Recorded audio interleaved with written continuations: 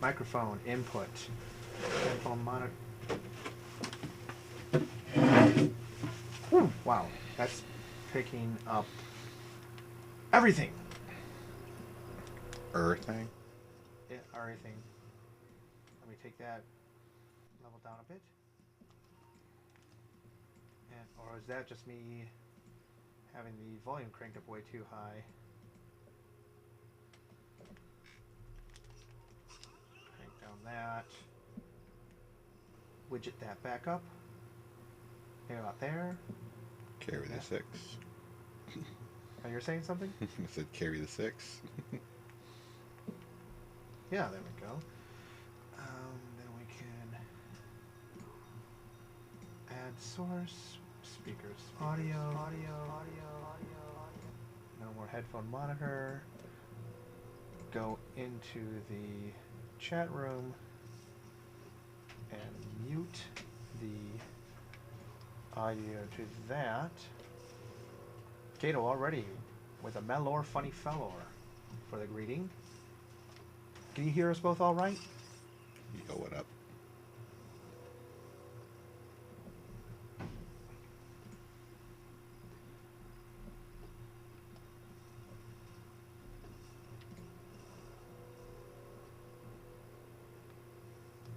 And let me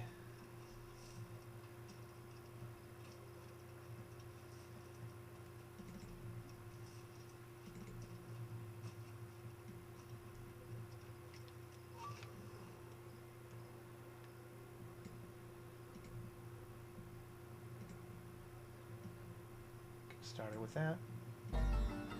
And once again, welcome to a Peter's the Wolf stream. I'm Ben Rodriguez, aka Bar One Scorpio, artist on the webcomic Peter is the Wolf at www.peteristhewolf.com, and Bar One Scorpio, that is B as in boy, AR, the number 1, Scorpio, SEO, RPIO, on Fur Affinity, DeviantArt, Twitter, and Patreon. Any opinions expressed by me are strictly my own and do not reflect on Chris Overstreet of White Lake Productions, Kevin Sabeta of Palladium Books, or any other companies or individuals I may freelance for.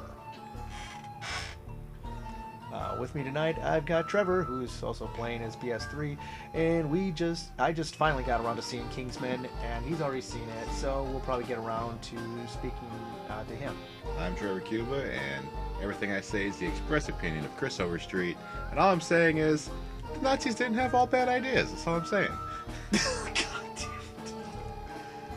Way to gimp up the intros, man. I mean, just, if you're going to be doing this all the time to me, yeah, we definitely got to make a regular thing of that. The hilarious thing is Chris Overstreet does not know who I am. Yeah, oh yeah. I think he knows that you're my cousin, and that's about it. And yet I'm his official representative. Oh yeah. Funny how things work. Completely. Well, oddly enough, you and him would probably be of one opinion if you were ever to meet at convention, and that would be, Ben, settle down. Ben, settle down. Ben, settle down.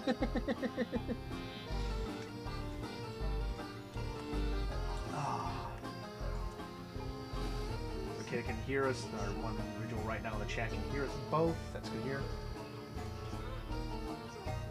Kato has been working on character picks for a bluegrass band pick he's been working on.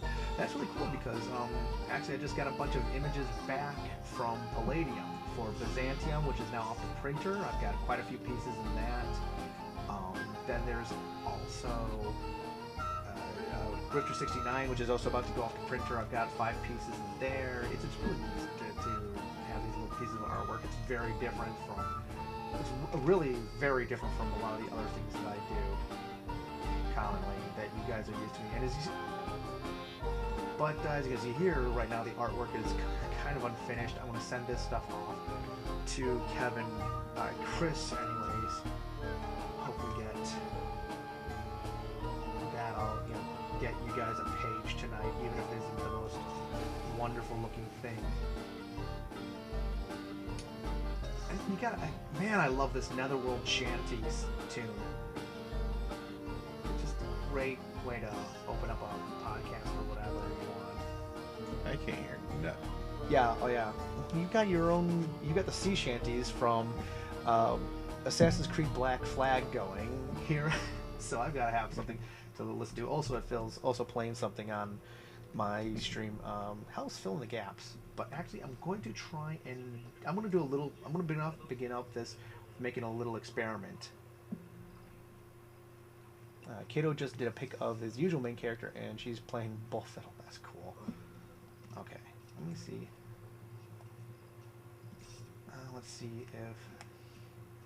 Kato, can you keep listening in? Do you hear a beep from my end, Kato? I want to see if he picks up. I mean, it's saying he's online, but...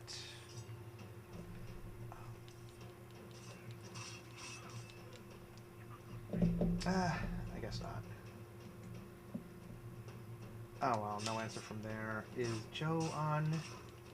Joe's not online. Shoot. Okay.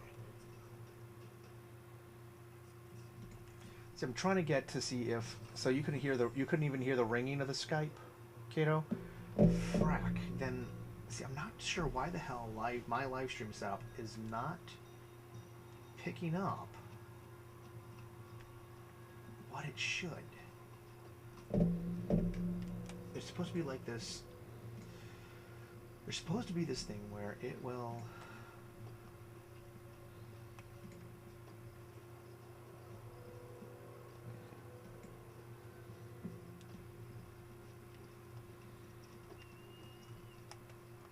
There's supposed to be this setup where it's supposed to be the setup where if you have the Skype inside the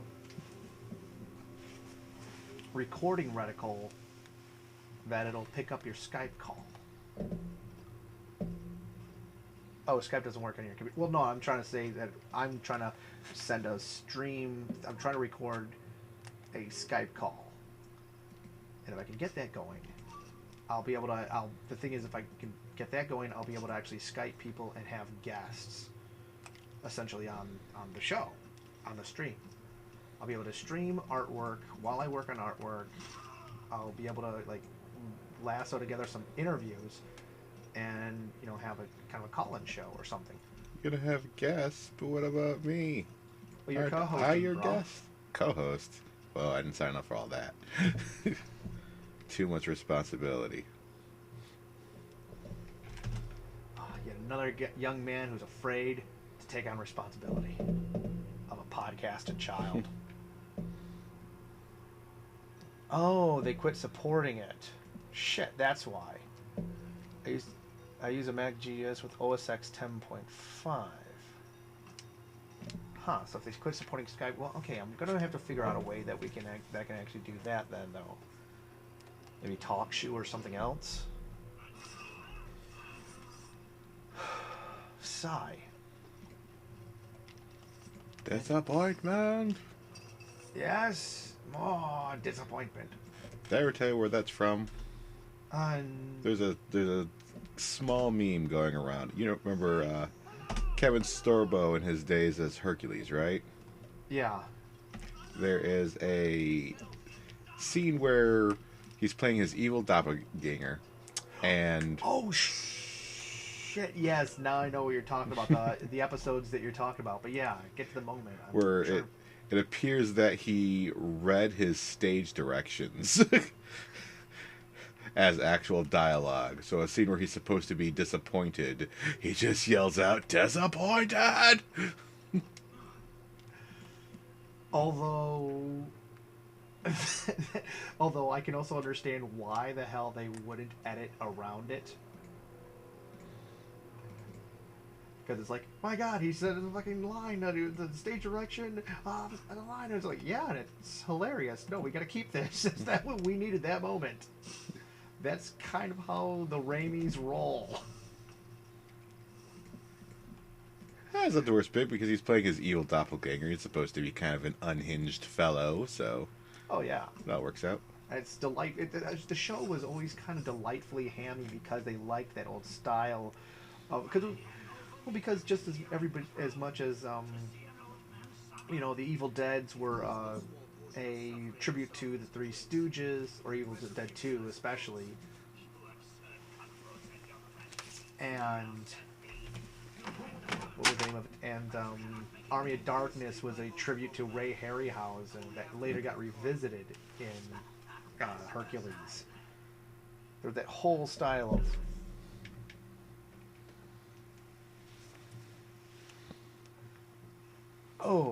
he's talking about more his computer doesn't go with it. Image. Inverse.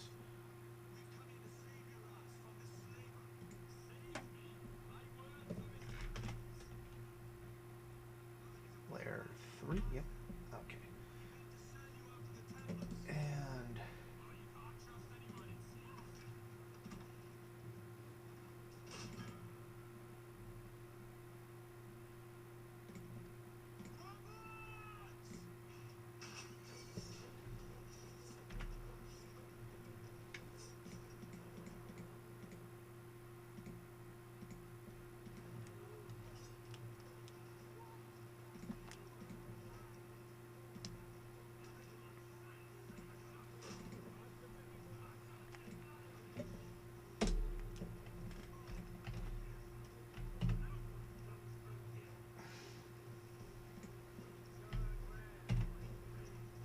oh, that's why.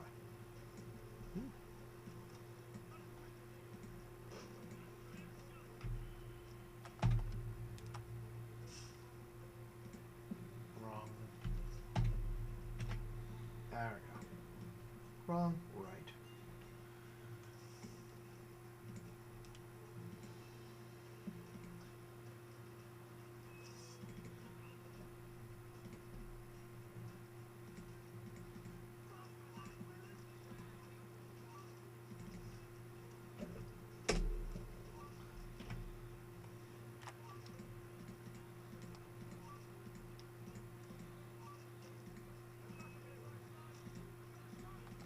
I'll create a smarty pants with this border. But actually, let's get into the Kid Loves the Tough book as my laptop because you can run over with a truck and not damage it at all. That's pretty tough. Yeah. I think Morgan has a tough book or some variant thereof that looks like it's a damn bomb-proof paramilitary laptop.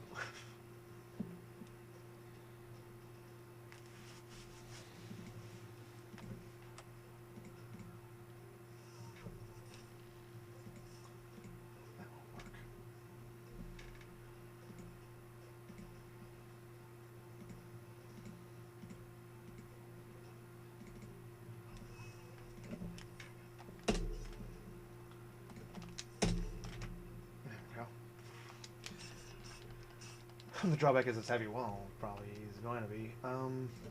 But yeah, both me and Trevor have seen the movie Kingsman. Oh. The Secret Service. I finally got around to seeing it. He'd seen it a while ago.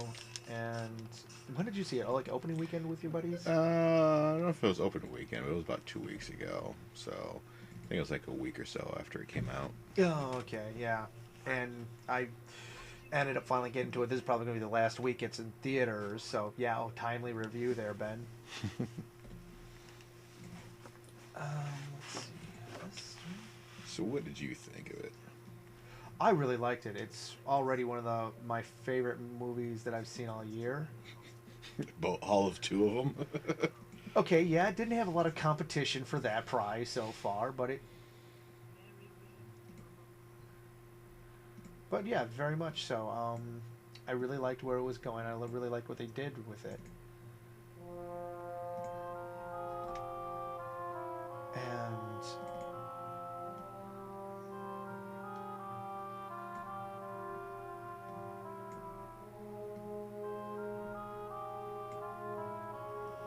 And it was a kind of cool plot device that they had done. It was very different from these, but it really much played with the expectations that you kind of get from the old James Bond movies, and of course, homages a lot to that. As much as you like Kick-Ass for what it says about superheroes, this movie was definitely talking about the classic spy thriller movies. Yeah, it's kind of a combination send up and tear down of these old kind of movies, these spy movies, mostly James Bond and espionage movies and such, where it's like, hey, we recognize that a lot of this stuff is silly and ridiculous, but fuck it, we love it all the same. And the characters are very self-aware, even, and to the point where Sam Jackson and Colin Firth are sitting there in the middle of the thing and stuff like, you know what? I love those classic James Bond style heroes. I love those classic megalomaniacal villains. Yeah. Funny how the world works out. And there's definitely there was a lot of cool. You have like the classic bizarre henchman or henchwoman in this case. Gazelle was freaking awesome. Oh God, yeah. And I really like the back and forth that Gazelle and the main character, or the main villain, I'm just going to call Sam Jackson because why the hell not? Did you forget his name? Yeah, I don't know his name. Do you know his name? Valentine. Really? I just saw the movie, right? Okay, so. I was about to say, you just saw the movie, so you have a little bit, it's easier for you. But well, you also always you have to have the catchy last name for the villains. Dr. No, Goldfinger, Maximilian. Oh, now I'm trying to remember. Not Live and Let Die, but the villain in the one played by Christopher Walken. Zorin? Yeah, Zorin. Damn, now I'm trying to remember a few of these. Or you have the, memorable sidekicks. Like this one has Gazelle, and of course remember Jaws.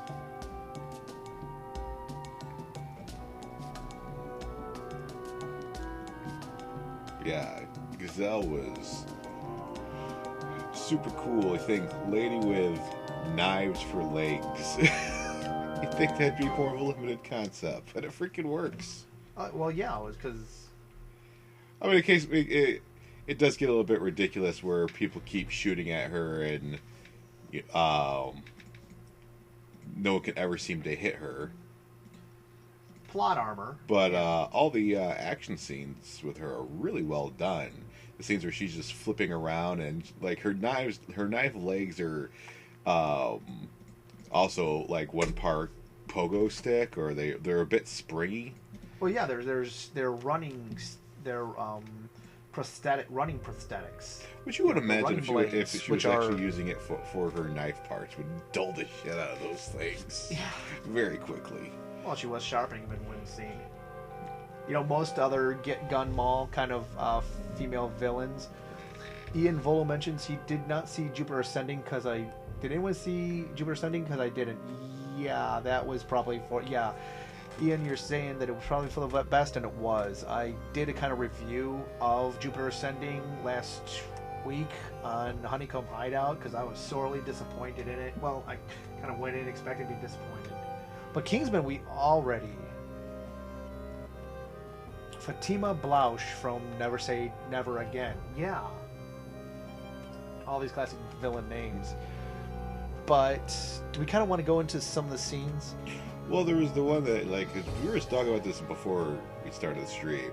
We're like, wait, this conversation's too good. Let's wait for the microphone. Exactly. let's generate some content. Let's make some profits here. The villain's device in this is a kind of a brown note. Mm.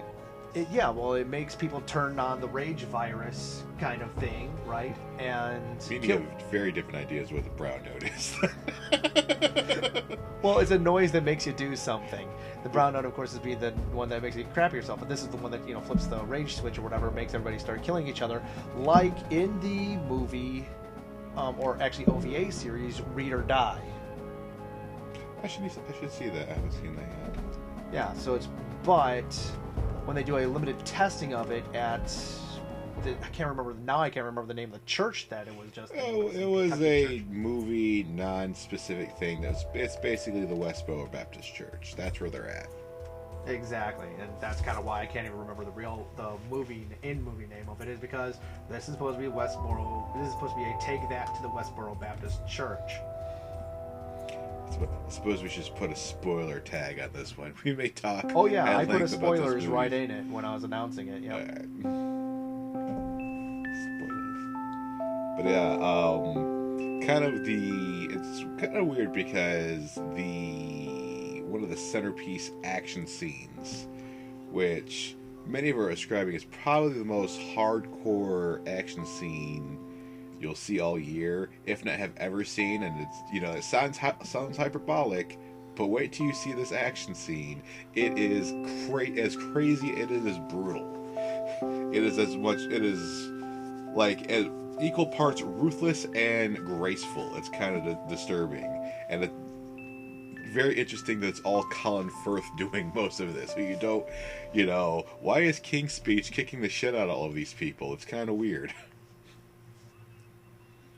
Well, that's what makes it so great. A lot of people like this scene, and as a fight scene, I will be right there with most people saying this scene is amazing. This is a crazy good action scene of one guy who's not necessarily a superhuman, but a highly trained individual. Like, I'm in a situation where I need to take down 50 people. And he's just doing it with the most ruthless efficiency that you've ever seen. He's using everything he has. First he's got his gun, then he's using, first he's shooting the bullets, and then he's runs out of bullets, so he's using the gun, and then he takes apart the gun and is using bits of the gun to stab people with. And right at the point where I'm like, shit, shouldn't this is supposed to be like a crazy redneck evil Republican church, right? Shouldn't these people also be heavily armed as motherfuckers? Then you start seeing other people whipping out handguns, and he's disarming them and using their handguns. I'm like, thank you, movie. You were thinking the exact same thing I was. And I am one of these hate-filled Republicans. Well, it's like, I don't mind this. These people, even for, as a parody of the Westboro Baptist Church, these guys are, kind of done up to the nines of the most stereotypical, most, obviously, it's, these are people you're not necessarily supposed to like. This is people smug hipsters assume even if you're that they're against. Even if you're very extreme in your political or religious views and stuff, you would say, okay, these people are clearly going too far. However... Or also, more importantly, these people are not me. And, it's done that way so when he starts the murdering of everybody, it's not supposed to, okay, these people kind of have it coming to them. But that's where it kind of falls apart to me. It's like, most people are like, yeah, kick these guys' ass. These guys are so, unredeemable, it's kind of okay to not like them no matter who you are. But that kind of doesn't fly with me, because while they are very horrible people, the only crime they are necessarily guilty of is just having dickish beliefs. Well, they're politically incorrect. Yeah. That is the number one crime in the world. And even though, okay... Which is kind of funny, because it says more... It says more for people who would be of the opinion, oh yeah, well, because these people are dickish beliefs and I don't agree with them, so they deserve to die like this, blah, blah, blah, let's see these tough guys. And so people who would actually... For the few people, for the small, tiny number of people that would actually go on Tumblr and say something like that says more about you than it would be about anyone you disagree with. Well, this is old movie hat, right? Yeah. You have somebody in a thing who just okay, we're in a situation where people need to die, but it's that much better if you die while also espousing some belief or ideology I happen to disagree with, no matter what it is. Which is why I like the shootout at the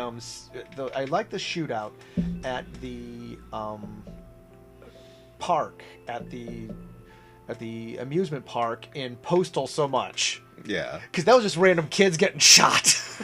That was like, well, that one is very obvious. He even said it in an interview. That's just Uwe Boll going, hey, it'd be hilarious if I just have a scene in the middle of my movie where I just shoot a bunch of kids, because... And it was. That was the one movie of his that worked the most. I kind of like Postal. I mean, it's kind of it's oh, he's destroying video game movies, and even video game or not, most of his movies are not that good, but that was just a movie where everybody's just having a good fucking time. Oh, I mean, halfway through, he's just Dave Foley walking around with his dick flying around just because he can. The guy is queued up at the unemployment place. like the Michigan Worst Place, and there's a chute up there, and he's just trying to crawl around, get a new or get a better ticket to get ahead in line by the time. Yeah, that's actually a bit from the video games. Oh God. In the game, you're supposed to be you're given kind of this false choice of, well, technically you can like not go postal and just wait in line, or you could just blow everyone ahead up in front of you and go to the head of the line to do this quest. But anyway, Kingsman though. So yeah, we got this situation where the script, and the reason why Colin Firth is murdering all these people because he's not immune as the hero. He actually is affected by the bad guy's rage machine. So while he's in a room while everybody's going berserk, it's just he happens to be by far the most efficient killer in the room. So he ends up murdering the mass majority of everybody and stuff. And it's a very awesome fight scene. And it's not necessarily a hero because he's like, okay, the conceit is he's under the villain's control while it happens, so it's not really that cool. My problem is when you put on an action scene, the general idea is for, you as the audience member are supposed to, sympathize with the protagonist and kind of like in your own heroic vision of yourself, kind of imagine yourself in his shoes. So this is like when things like that happen where the hero is kind of duped or controlled into doing horrific things. Usually that's when the camera pans away or they show someone else like the aftermath or show someone like reacting to what's going on in abject horror. This one just shows it all and just glorifies all of it. Well, that's the thing is though he's watched the Eggsy is the protagonist. The actual protagonist, Eggsy, is watching on a laptop in horror at what the hell is going on and not understanding any of it. And then, of course, you also have the secondary observer, Merlin, who is like, what the hell is going on wrong with one of our agents? So it's very disjointing in that scene to that. Oh no, it definitely has a scene where they are very much playing with that. It does have a scene of people watching in horror, but what I'm saying is usually like you only have the people watching in horror. You don't actually show the combat because showing a well choreographed combat is the overall message is look how cool this is. And even though these guys are horrible people for their opinions in life, they're not necessarily guilty of any crime worthy of brutal Colin Firthing. But also on that, like I mentioned, the rate, it's the brown note that gives you the rage virus, is everybody is at that point kind of a zombie, so it kind of actually shifts gears into a partial horror movie. Yeah, because all of a sudden, because that's kind of how all the other untrained fighters are fighting for the most part. Is they're kind of just lunging at each other with anything they can, and just biting and gnashing. So it's like, oh yeah, all of a sudden there's a moment where this is a 28 days later. Yeah, there is kind of a element of a slight bit of self-defense going on in there too, and you can definitely see that. This is kind of quoting one of the reviewers I watched. It's like he says the screenplay is bending over backwards to include this scene, just because for the sole conceit of it would be really badass just to have a scene of Colin Firth just kicking the shit out of people for about 5 minutes. And I'm a person who doesn't mind. Because Adam Warren was, asking, okay, I just watched an online version of this or a rip of that. So I'm guessing I should go to see this movie. And then a bunch of people on Twitter were telling me, yep, go. And of course, me and Adam Warren shared this in common. We both like the classic Hong Kong action movies. The only thing missing out of that sequence was doves. Oh, shoot. Now I gotta go see it again. I bet you they did throw in some doves at some point, and you just don't notice them unless you're really watching for them. There's probably some John Woo doves in that damn thing. Colin Firth might have grabbed the dove out of the air and beat someone to death with it. Stab somebody in the eye with a dove. Because once again, it's a very good fucking fight scene. I'm not taking that away. Oh yeah, it is. It's got every style of move you could want. And then, of course, they actually have the big crescendo at the end. Where, you've got the guys in the mountain stronghold with it's all that kind of mega. Well, that one's the most that's megalomaniacal villain with the army of guys in similar jumpsuits running around shooting at the spy in a suit. It's like, oh yes, wonderful. That is well, the whole movie is kind of like a combination of like, yeah, we're making fun of this thing and we're also kind of celebrating this thing, but when the assault on the bad guy's base at the end, that's when the movie goes full on Moonraker. This is just straight up a James Bond climax at this point. Oh well, yeah. There's so many things that are just straight up homages or references or deconstructions to the things that you remember from all those old, the later Sean Connery and the entirety of the, God, remember what's the third Bond? I mean. I don't know. Let's see. Alan Moore, Timothy Dalton. I don't know the names. I don't know the order they came in. He also played the Saint. Somebody in the chat is probably going to lunge out with it. I don't remember the Saint. Are you talking about? It's a more modern movie. Are you talking about? No, not Val Kilmer in the remake of the Saint. I mean the original TV series, The Saint, starred Timothy Dalton, Pierce Brosnan, Timothy Dalton. Frick!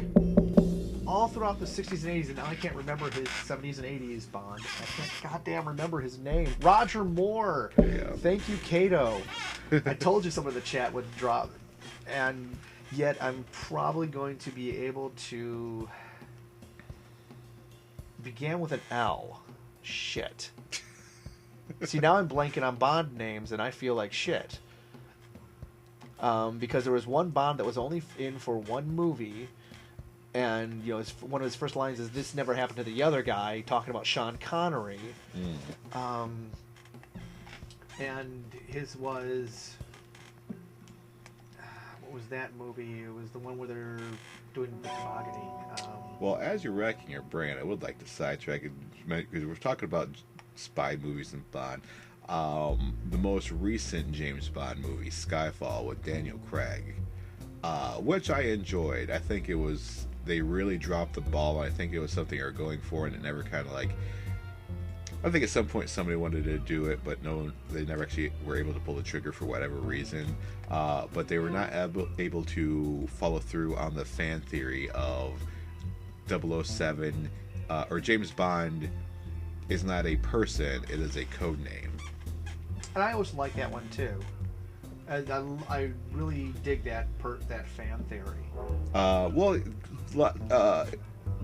Most of the series kind of hints at that actually existing. Lazenby, George Lazenby. Oh, and I didn't even look to the chat room. And Kato and Invola both came up with George Lazenby. Yes, he was in on Her Majesty's Secret Service, as Kato points out, and that was he was in for one, and that was the one that actually lends the most evidence to James Bond being a series of people. Because he's a guy that gets married and then ends up, kind of forced into retirement after the murder of his wife. But especially in Skyfall, there's a lot of hints that 007, or at least these programs of he's not the first one and he won't be the last one. Kind of Battlestar Galactica has been and will be again. Yeah. Because the main villain, it's clearly his name is Silva, I believe. Then played by Old Men Must Die, or no, I'm confusing my. Oh, No Country for Old Men. No Country for Old Men. Yes, he is clearly an agent, but it was kind of implying that he used to be if not an actual James Bond, he was very James Bond-esque as a level of a type of 00, who was kind of this is what happens when a Bond reaches the end of their cycle. At one point, M will just, leave you for dead. It actually goes back to, why James Bond is kind of a fast-talking, high-action, womanizing kind of thing is... another kind of fan theory that was actually from what I hear, more supported in the books. I haven't read those, but it has more to do with, hey, I've been tasked for what is essentially a suicide mission. and I've got very low odds of pulling this off alive. So I'm going to live as much as I can while I still have time to do it. And meanwhile, the parody that was it was originally a much more serious style of books. The Matt Helton novels also end up being one of the first parodies to the series, and starring Dean Martin, which were just so worth seeing just for the it's honestly just for the like that cool swinging Rat Pack style soundtrack. It's like, oh yeah, every spy movie really should have some cool, smooth, jazzy,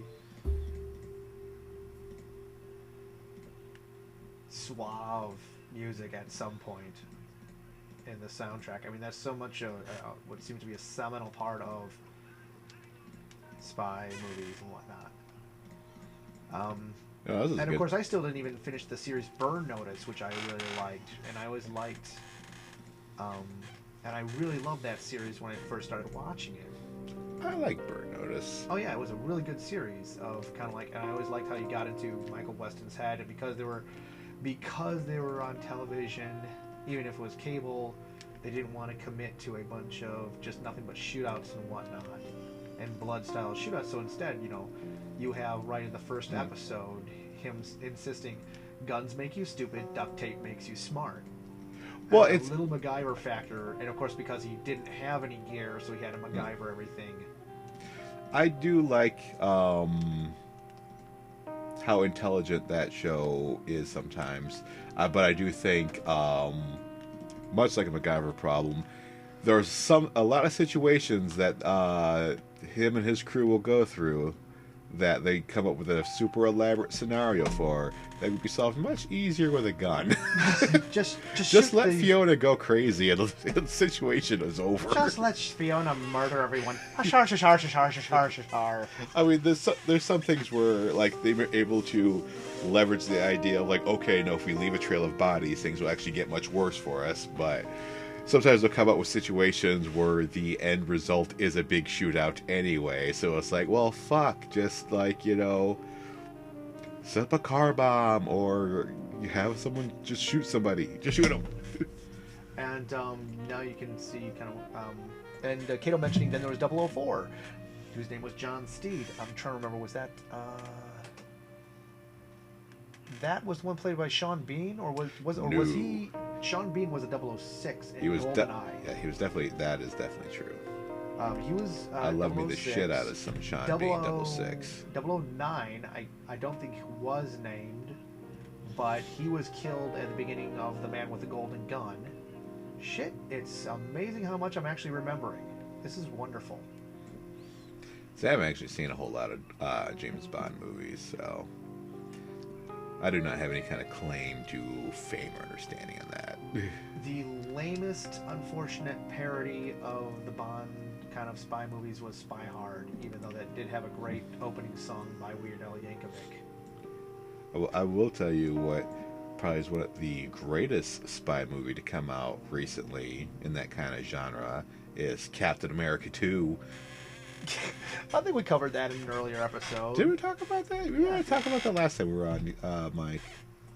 Although, actually, right now, one of my favorite, and I do have this on DVD, and every once in a while I like to go back, but this was an aborted series, unfortunately, because various reasons, including one of them was a stuntman died in it.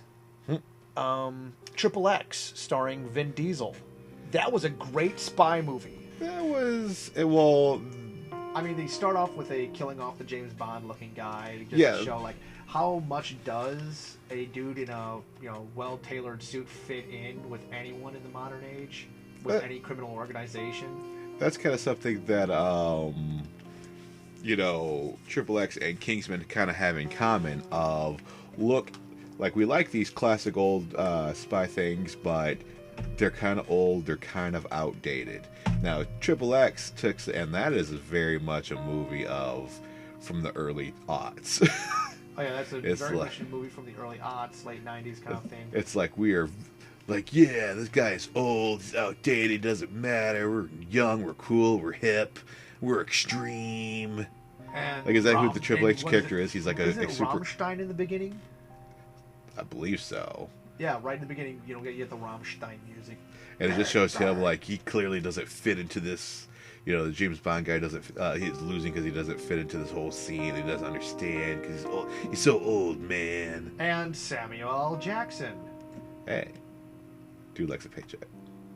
Well, yeah, I was talking to my friends about this earlier and stuff. There's certain actors who show up for things, but why they show up for things is very different. Like, take, for instance, Nick Cage, right? Yeah. He'll say yes to almost anything, but he needs the money because he threw himself into all kinds of crazy debt over the years. Yeah, he got way out. His personal debts got way out of hand. Michael Madison, he's also somewhat in a situation where he says he'll accept roles just for the check. Sam Jackson, he'll say yes to a lot of stuff, but I have yet to see a movie that he's in, even if it's objectively a bad movie, where he himself is not having the time of his life. Oh yeah, and that's the funny thing is you got other actors. Well, there's a trope for that.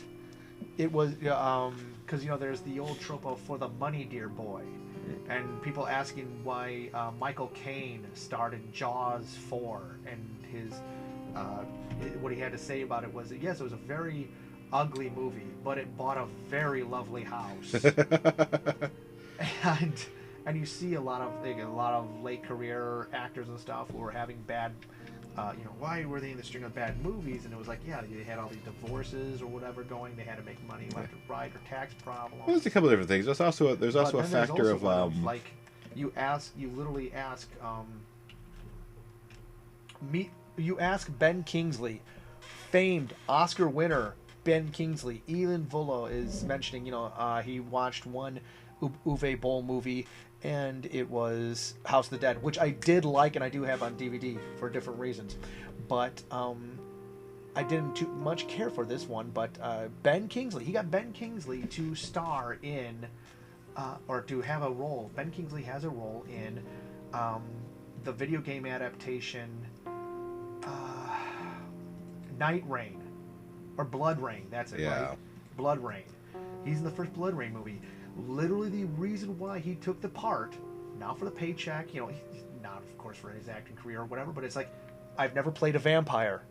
That's literally what he had to say. I've never played a vampire before. Nobody's ever had me play a vampire, so he took the role in the vampire movie so he could play a vampire. Well, we also have the most, the penultimate example of this, which is Raul Julia in Street Fighter, the movie. Which, freaking Ian Vulo in the chat room mentioned Street Fighter, the movie, is one of my favorite bad movies. Oh, I think it's the reason Jim Carrey Dumb and Dumber too. Yeah, I didn't even notice you posted that on chat when I was mentioning. I'm over here playing my video game, so me and you, we're in the same cycle here. Simpatico. Not only did Raul, he accepted the movie, well known because all his movies are very dark and very intense. He wanted something that his kids can enjoy. Oh yeah. He did it almost entirely for his kids, but he didn't even just stop there, because if everyone just is Street Fighter a good movie? No, it's not. But goddamn, if Raul Julia is not enjoying every fucking second. Everybody on screen there looked like they were having the time of their life, and that's kind of almost what are the Cannonball Run movies good films? Not really, but those are also a movie where you're like, I'd love to watch that movie again, because,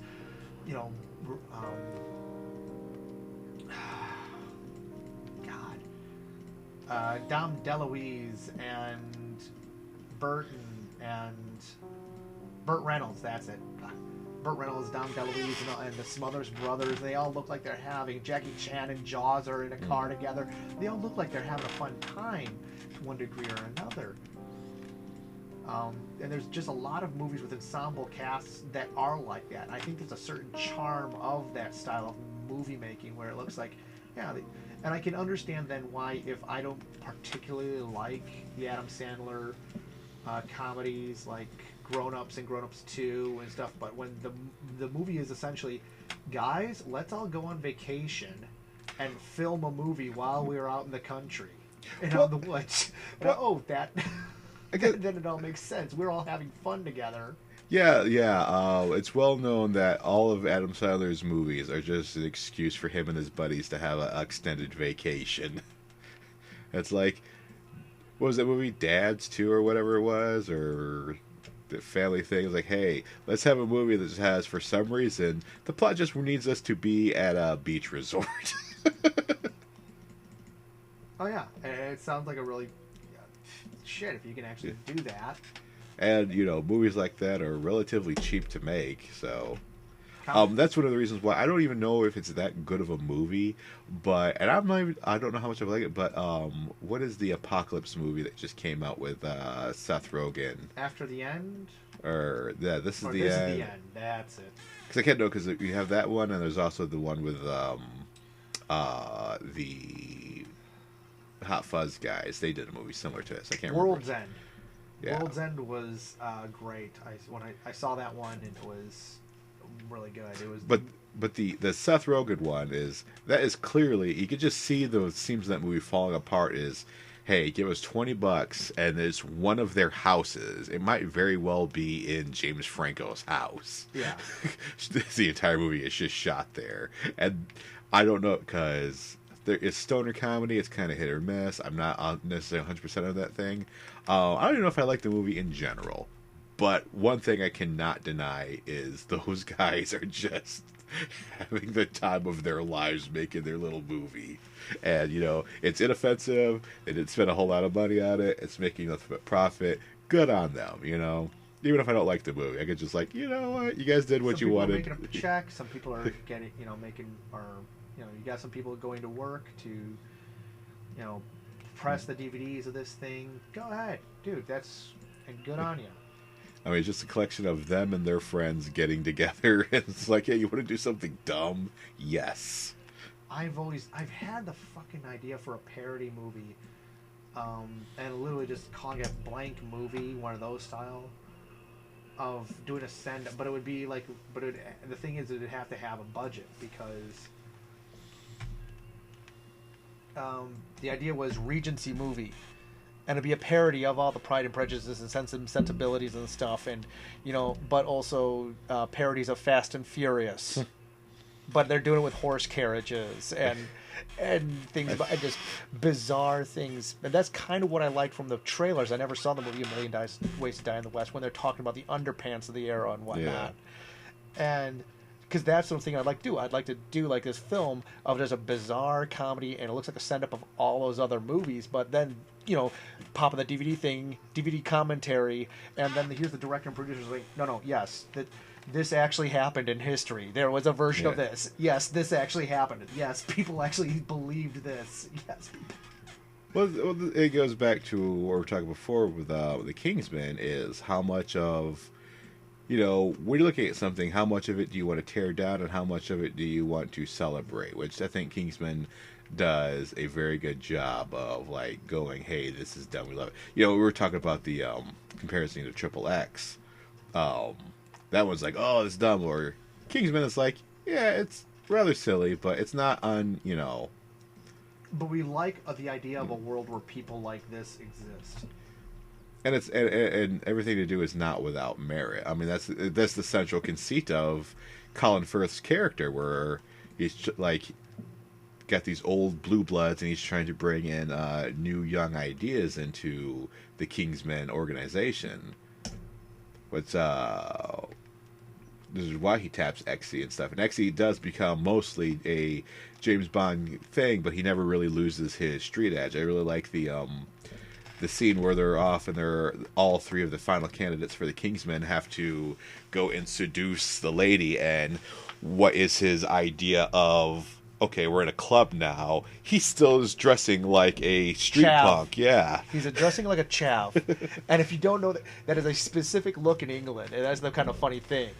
Is a chav or an avbo, and it's like they're kind of, all those guys that you see early in the film from his, around the pub and everything, those are what you call chavs. And even his final line to Sam Jackson, where continuing kind of him and his Colin Firth character and stuff, where he's dying and he's like, isn't this the part where the hero has some kind of witty, clever pun. Yeah. witty pun on here. So I was like, it's not the kind of movie, brah. Good one. That's such a great little moment. Actually, the one line I would have mentioned, the one line I would have added to that whole mention is, don't fall on the knife, because that's always up. And then like have the hero flinch at that, because that's the kind of thing that I'd always loved. I always like, oh, you fell on the knife and drove it in deeper. God damn it! That just reminded me of a Gazelle, and I not only was her action scenes really cool, but I loved. You don't see this too often. It's usually you have the evil villain who's like, all right, henchman, go take care of my thing. They had a very nice chemistry going on each other and a hilarious back and forth, because the villain in this movie, even though he's doing something that's going to murder the entire world and he's frequently involved in the death of people, he's very squeamish about doing it himself, and then instead of just being like dismissive of it and stuff, they just play on it all the time. It's like, really, you just shot him in the head. What did you think was going to happen?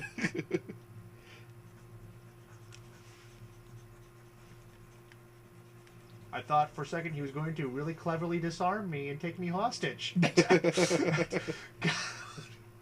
Oh, that would have been a great additional line too. And it was very Watchmen the way Colin Firth unfortunately meets his end in the movie. Oh yeah, but it was very good. It was all in all, it was a great movie, well worth seeing, even if we are spoiling half of it for people who haven't seen this. But that's why I was kind of like saying spoilers. We're going to talk this. We're going to talk movies. My favorite part but back to other movies, back to Triple X. Mm-hmm. I really did like that one, just for. As long as all the contraptions that you have, the one they gave him that was really cool was a revolver with special bullets. I vaguely recall. There was like a tranquilizer round that would have a blood splatter. There was a tracer round. So it was like, so you could imagine, you automatically understood, oh, this is very video gamey, because you could literally think of, okay, if I hold down left button trigger while I have the revolver, there's going to be a thing so I can speed load different styles or single load different kinds of bullets. Yeah. It's like, oh, that's such a BioShock thing. Yeah, it's kind of video gamey. It's also kind of, what is that anime that was Outlaw Star? Yes. Yeah, so I can just load this with different routes. It's kind of cute. And the thing that gun reminded me of the most was actually the Judge Dredd movie, where you have I'm not sure how much it's in the comic books, where you have this handgun that it's got future sci-fi technology in it that can just change its parameters based on your needs. But the thing I didn't like about the Judge Dredd, even though I loved Dredd, the Judge Dredd, gun that he had, everybody's talking about playing different video games now too. I was wondering, I'm still right now, as we're talking right now, I am playing Assassin's Creed 4 Black Flag. And I still haven't. Because you are. I've only now gotten past the wedding in where I've gotten to the point where I accidentally erased Trevor's save in Sleeping Dogs, because I thought he had saved his to. I thought you'd saved yours to, like, you had uploaded your account to my thing or something. I'm sorry. And I should be playing video games anyways, so to hell with me. I've got to get more artwork done for you guys. Well, that's kind of the thing. Is you hadn't played that game in like about 2 or 3 months or so. So I thought I was just fine just going on, like, I log into your account and I'm just gonna play the game on relying on the autosave function, which just takes me onto the top spot of it. Yeah, and here's the thing is I completely derped when I was trying to save around your thing and whatnot. That was my problem. I didn't mean to actually delete it or anything when I resumed mine. The comic Dread Lawgiver can fire 6 types of bullets, and yeah, and the thing is I don't like it when I didn't like in the movie Dread. You can kill guys in one kind of way, or you can kill the same guys in a different kind of way, or you can kill the same guys in a third kind of way. I thought that was kind of I thought that was kind of like unnecessary. I haven't actually seen Dread. I've heard very good things about it, though. Yeah, there's like a phosphorus room, but you know, I liked an Triple X, where Xander used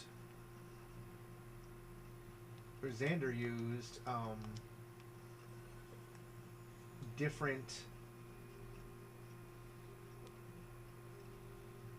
He had used different bullets for different. The different bullets did different specific things that he would then. So I mean, the idea of is the bullets themselves are a gimmick, a trick, or a little other kind of gear trying to get something over there. They almost function in the way like the plasmids in Bioshock. This is so video gamey.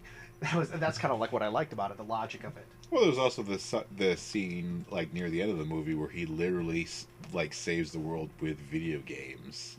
Because I'm trying to remember, there's like a missile or something, whatever, and it's being launched, and he has to take up this remote control to steer the missile, and the experts there are like, how are you able to do that? You have some kind of special training? He's like, yeah, PlayStation, man. Yeah. That was such a great Once again, my Gen X extreme sensibilities are what's going to carry me through here. Well, that was kind of the very odd, different... Because he's like the streetwise guy, but he's also... got other thing... Standard, ricochet, armor-piercing, hot shot, explosive, and heat seeker. And you have all those gotta go. See ya. See ya, Ian. Thanks for joining us for the evening. Street Fighter the movie is way better than the Chun-Li remake. Oh yes, I will agree 120% with that one. I can't complain enough about the Chun-Li movie. They screwed up so much of that. But then again, Capcom. It's Capcom. Yeah, well, Capcom does like to screw up with a lot of things, but for some reason, like, even though it's kind of weird because the Marvel movies are working so well right now,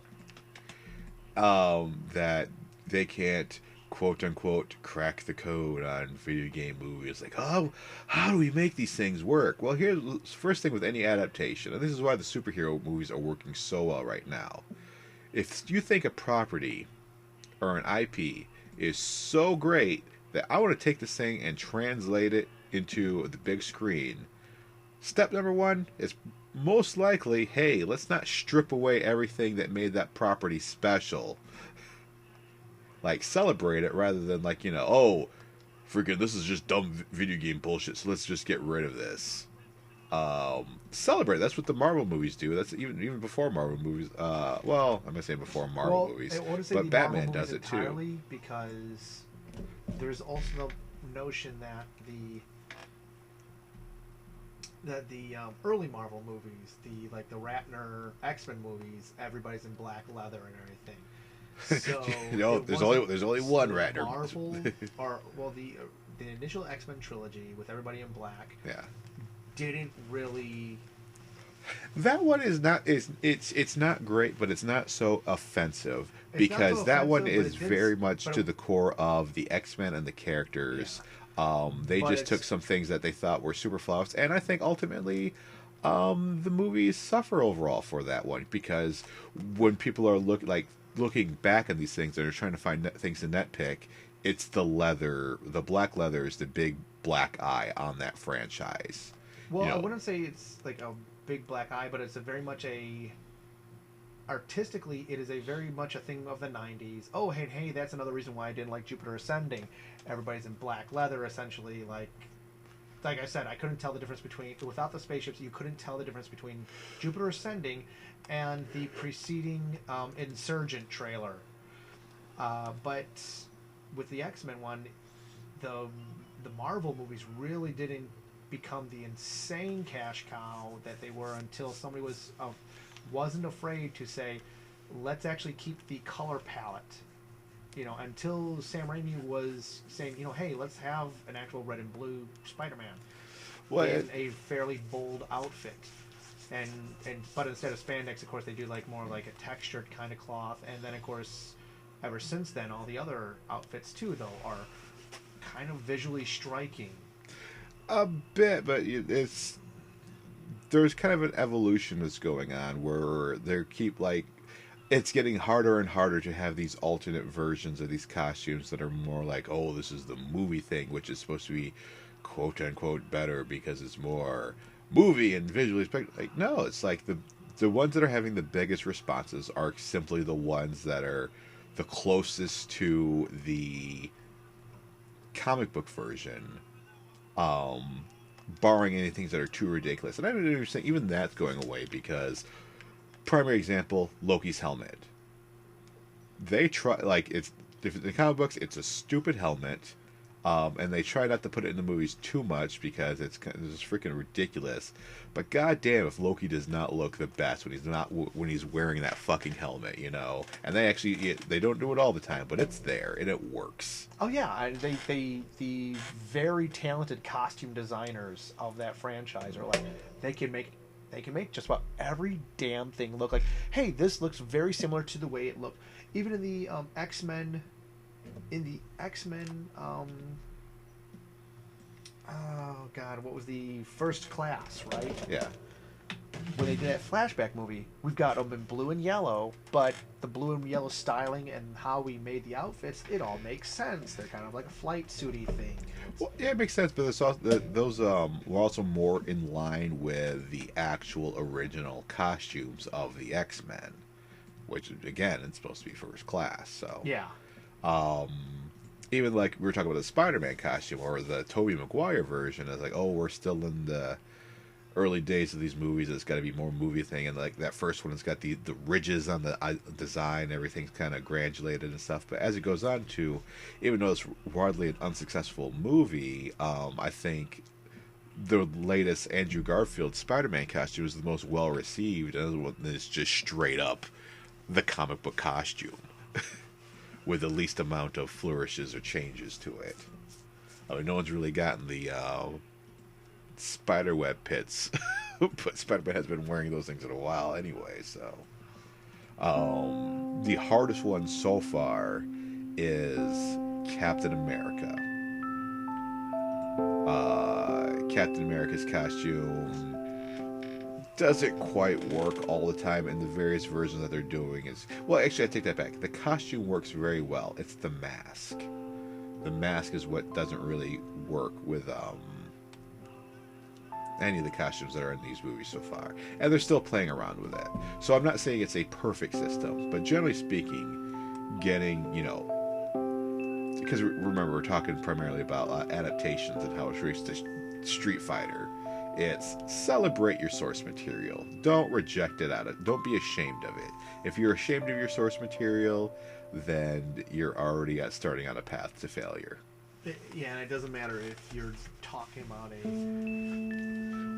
Harry Potter loves its source material, and it goes through great lengths trying to be as much like the books as it can. Which is why, shit, today it's so... Which is why it became the mega hit franchise that it was. It didn't try to act like it was above the material. Well, that's an easier sell because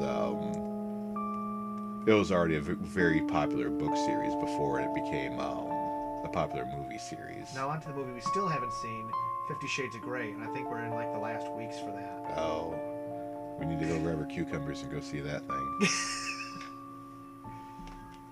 It's kind of weird. It's one of those movies I want to see just to be part of the conversation. You know what I mean? Just to justify. Well, I still do have, I think, like 2 free passes. I think I've got like on my account for Imagine Theater. You can go check it out. We can go do this tomorrow if you want to. They got those big, comfortable chairs that recline.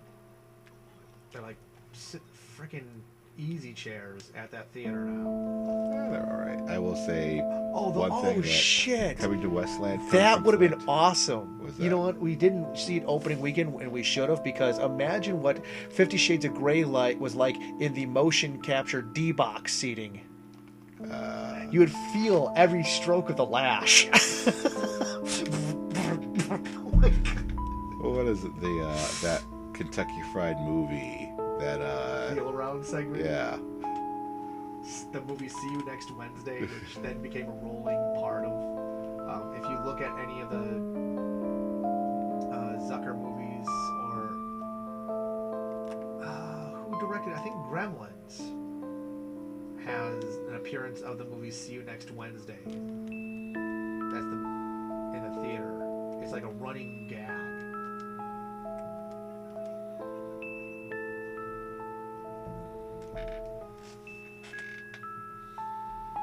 Like that movie because it's got a straight up softcore pornography scene at the end of it.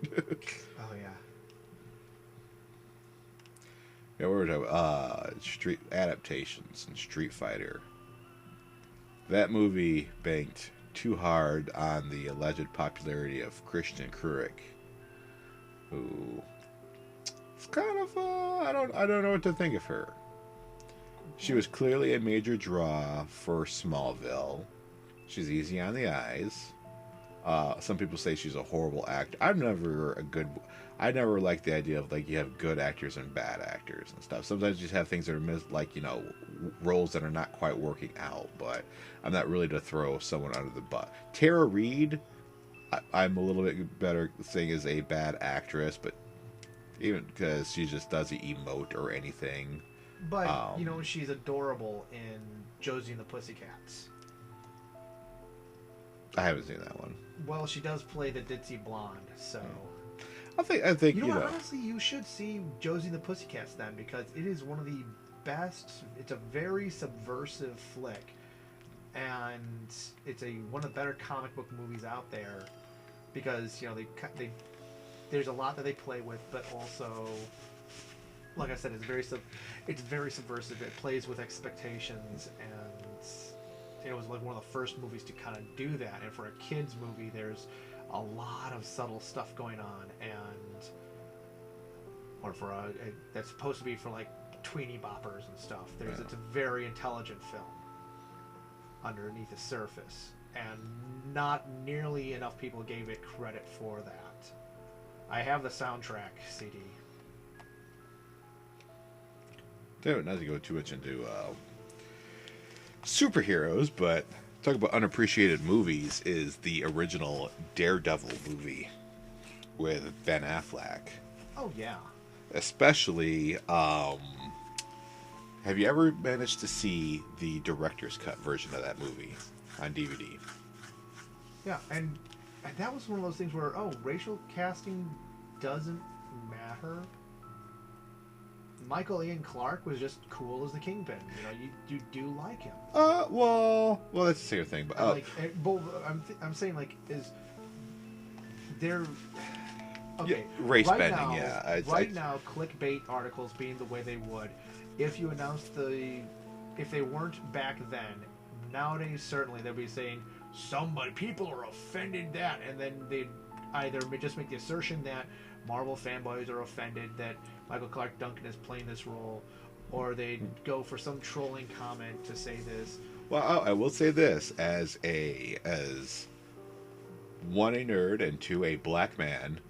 I will say I have a certain amount of understanding and perspective on this whole scenario, this situation. It is an issue.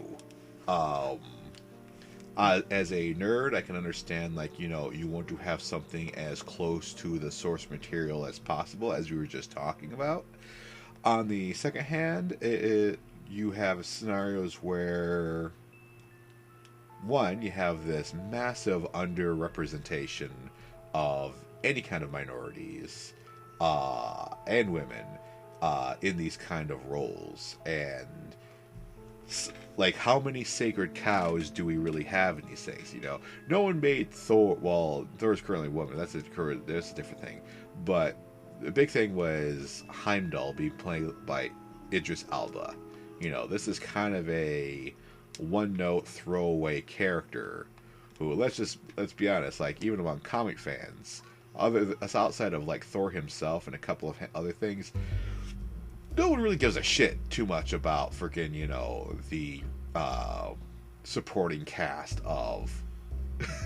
But then again, also people will sit. But even if nobody really gives a shit, people will, the journalist will say, oh, they give a shit, because it pushes a narrative and also allows people to go into the comments section of your article and just start arguing shit out. And I thought Heindel was great. Well, it's Idris Elba, and he is outstanding at everything he does, and that's really what it's good to. It's what is he in now? He's got something coming out soon. He's in that movie where he's he's in a movie where he's like a hitchhiker or something that murders people or something. Some kind of horror movie. Oh, cool. But it goes back to think like, okay, not every. Even as I'm saying, like, hey, stay as close to the source material as you can. As Watchmen has demonstrated, you still can't do a 1-for-1. Because one, you've already seen the story. Two, certain things just don't translate very well. And one of the things I love most about squid does not translate, unfortunately. It's argued that it didn't really translate that well in the comic itself. Well, for the time it did, but still, like when you're doing adaptation and stuff, like at a certain point, like you have when you're adapting something, you have to at a certain point find out what things can be lifted 1-for-1. If it can, fine, all for it and stuff. But when some things just aren't working, you need to find where the spirit of what you're trying to adapt lies, and then go from there. I think Batman, the Dark Knight, especially the second one, the Dark Knight, did it very well, where a lot of that stuff is kind of like original reinterpreting of a lot of stuff, but they kept the core of what's going on very strong. And I think, and actually, I was just talking about this with Alex, or no, Al. I can't remember if his name is Al, at Palladium Books, because we got into an aside about heroes and creating heroes and superheroes and villains and whatnot and everything. And I was talking about the reason why that movie is so great with the Joker and Batman in that version is because, of course, the Tim Burton movie Batman killed people. Michael Keaton's version, and the Joker was very different too. But in the Dark Nolanverse version, Joker and Batman are very much. It's not just them, a criminal and a good guy and a bad guy going after each other. The hero is chasing the criminal. They are both trying to make a statement about people in general. Batman believes, Bruce Wayne Batman believes in Gotham at the core. In his heart of hearts, he does believe the people of that city are, at least in the Nolanverse, he believes the people are generally good and worth saving. And Heath Ledger's Joker does not. He believes that people are rotten. You give them the chance, or you push them the right way, and they will just do horrible things to each other, because that's their nature. And so when you can actually use when you can actually use the tale to make an argument about something else, that's a great moment. Well, that's what makes those movies for me so very good, and those characters. That's a classic dynamic of heroes versus your protagonist versus antagonists. They're not just like positionally against each other, they're ideologically different than each other. And generally speaking, like, you're supposed to agree with your protagonist's claim on things. That way it makes you sympathize with the main character. Going back to the whole race bending issue and stuff, like it works very well when you're coming up with a new adaptation, when you find the core of what these characters are about, what they're doing. And if race isn't necessarily the most important factor, and let's be honest, most characters, other than just their iconic look, race does not factor into many, white superheroes' personae, or white characters' persona. So it really doesn't matter if some characters are different races. Because the big thing right now that's been going on, I've been hearing about the Danny Glover or Donald Glover playing Spider-Man, possibly. Or do you know who Donald Glover is? I guess I should preface it with that. I know who Danny Glover is. If Donald Glover isn't his grandkid, no, he's too old. It is my problem. It is not. But if he's playing, but if they're saying that you're going to have him playing the Milo Manaras or Milo, no. What is his name? I'm naming an Italian artist who drew a cover of Spider-Man last year and got a ton of shit for it from people from Butthurt. But yeah, if you're going to say and actually then of course not only do we have the precedent for it, but then we're going to say, oh, so he's going to be playing this version of it to be compatible with the Marvel Universe, because this seems to be like it all tying into the let's make all this compatible. Because Sony doesn't want to lose their Spider-Man. They're trying to hold on to that for as long as they can. Even if they can't figure out how to make it work, they need something. We'll get back to them later. But also, I'll mention back to Daredevil. Michael Clark Duncan as the Kingpin. He works. But also, can you name one white actor at the time that could have done that?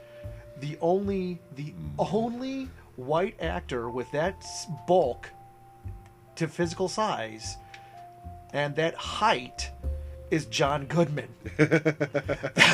You had two options here.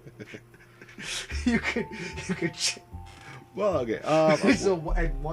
And Michael Clark Duncan actually has physicality to him. He was past tense, maybe sign of the cross, but Requiem Apache, but he was a large man with a considerable bulk to him, and he played all kinds of roles. He was great in The Island. He's an outstanding actor, but he's also not just because of his size, but he's also got like a very intimidating factor about him.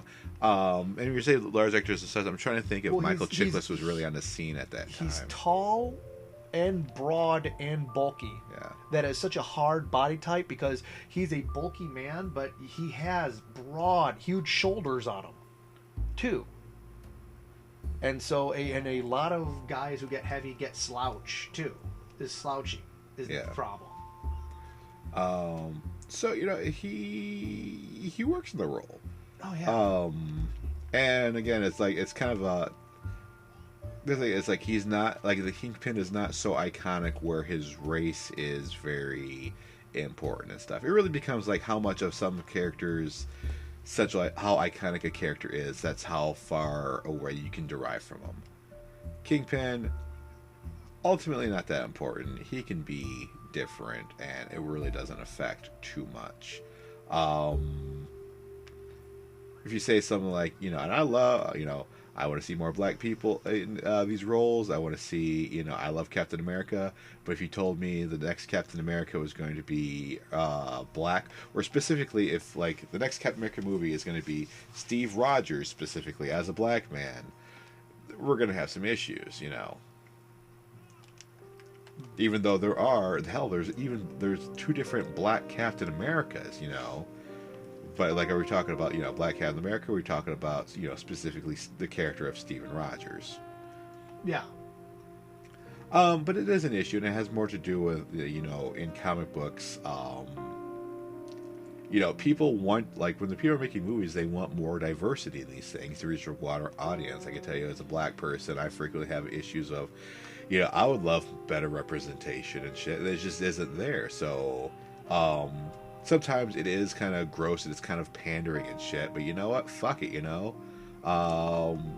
sometimes these things just need to be shoehorned the fuck in. And sometimes an actor needs to make a paycheck.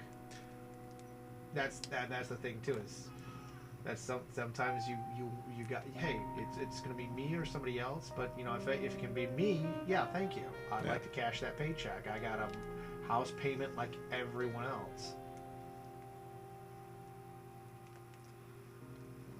Yeah, although I don't think a lot of these, especially with superheroes doing so well right now, I don't think they have to be really strong-armed, and they don't need to search the bottom of the barrel for people who are. Idris Elba is on the way up, right? Oh yeah. He doesn't need. Actually, I think he's kind of bristling under the fact that he is essentially he's catching all this shit for what is essentially a throwaway role for him. Yeah. And because he's he's a very classically trained actor. He's doing all these leading parts right now. He's got highly, sought after and shit. He's like, I don't fucking need this, honestly. I was looking. I'm not a headline Avenger. I was looking at a day in the middle of July, maybe on Wednesday or Thursday, and heading up to see in the Stratford Theater. I'm thinking like on one of my regular weekends, not even having to take off days for it, of running up to Canada to see some plays. I'm like, hey, would you like to see some Shakespeare? Or actually, I was thinking of Ben Jonson and Oliver Campbell. No, what's his name? Well, She Stoops to Conquer is showing, and I listened to that a couple of years ago and really got into it. It's a really funny, cool, cute play, and I'm like, I'd like to see that played live. Well, tell you what, if we're gonna go up to Canada and watch some plays, we need to go see Book of Mormon. Oh gosh, yes, I should have. I still wanted to see that last year, but I wasn't really doing that much money, and that's the thing. I'm gonna have to rack up a whole bunch of overtime to do that. The feed was buffering. Arg, the feed was buffering badly. Are we buffering any better now? I'm sorry. Might have been having to do with some of the stuff I was doing here, or how much internet we're using. All the internet.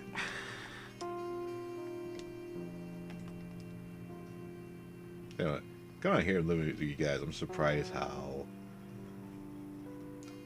I'm used to higher standards of internet. I'll tell you that much. Although you just got a new box, right? Yeah, I just got a new box, and we're running a PlayStation 3. We're doing a live stream right now. Well, the PlayStation 3 is not connected to the internet. And me mum's upstairs with the with her computer open and running Wi-Fi on the Wi-Fi too. So.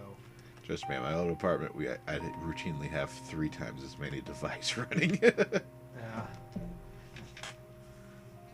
And yet, I don't really feel that there's that much of a problem with the internet in general. But okay, back to movies and coming out movies and stuff, and things that castings and stuff that are out. We have people up in arms and stuff. Actually, now I'm looking less and less forward to any Ghostbusters future. Why? Because there's women in there. Well, okay, they're going to do the all-female Ghostbusters. Then they're going to be doing a male cast one. And then they're going to... Which does kind of sound interesting in that... Well, first of all, I don't like that it's a quote-unquote reboot. They need to have stopped using that fucking term. If they had if they just hadn't used reboot, then I think people would have been, oh yeah, that would be cool. One, I keep hearing there's been multiple stories. I don't think a lot of shit's confirmed and shit, but I'm not even sure what the status of the Ghostbusters thing is. But it actually kind of leads me to a point I was going to make earlier and stuff of, because it's kind of like, issues with women and kind of works with issues of minority of, you know what? There's a time and a place, and frankly, the time and the place could be much more apparent, We need to get more of this interaction out there. It's other people's time to shine. But, and most people will, spout off things like, oh, we need to keep, the integrity of the characters, or this was and that wasn't. There is very much an undertone of freaking hate going through these things, of saying, of why certain things can't happen. I'm going to point to something very specific as proof of this is the Star Wars trailer. I think you already know what I'm talking about, this one. I think we covered Black Star. People very much hate the cornered lightsaber. Oh yeah. But no. Okay, so I'm going to talk about the. Well, okay, the lightsaber works. I don't understand how people are saying how the lightsaber does not work. Well, hold on. That was just a throwaway joke. Let's not get distracted from what I'm talking about. It's So we have all we have is a trailer. We have very little information about what's going on in the movie, but the scene opens up with a black man in a stormtrooper outfit. And yes, we have discussed that on the podcast before, but just to reiterate, there are very many reasons why this scene why a black man could be in a stormtrooper outfit in Tatooine. The Republic started recruiting from other planets well after the cloning program. He could be an infiltrator, like maybe he's a rebel and he just simply stole an outfit, much like Luke and Han did at the beginning of the first movie. We don't have the strict guarantee that we didn't see any particular markings that imply Empire. It could be just a form of body armor for the returning Republic's troopers, because the Republic trooper and the Stormtrooper were very similarly dressed. Yeah. If you look at the games and stuff. Yeah. Ultimately, there are very many reasons why a black man could, for some reason, be in the Stormtrooper outfit. And one of them could be he is a legitimate Stormtrooper on Tatooine. However, the comments online were so against this, and there's only it's hard to look at it as anything other than, when people go immediately to, it seems like they're just scrapping for an excuse not to exclude all scenarios where it could exist.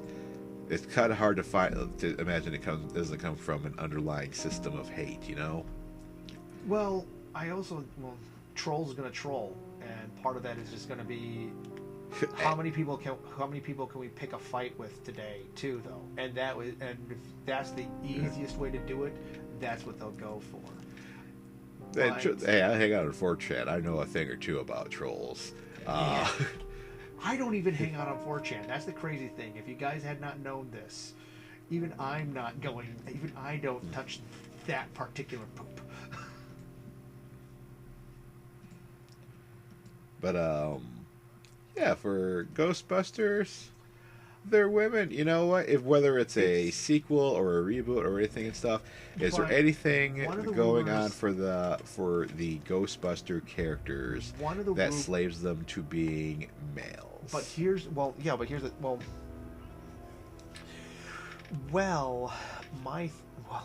First thing is Megan McCarthy. I don't really find that funny. I've never laughed at a single instance of her in a trailer for one of her movies.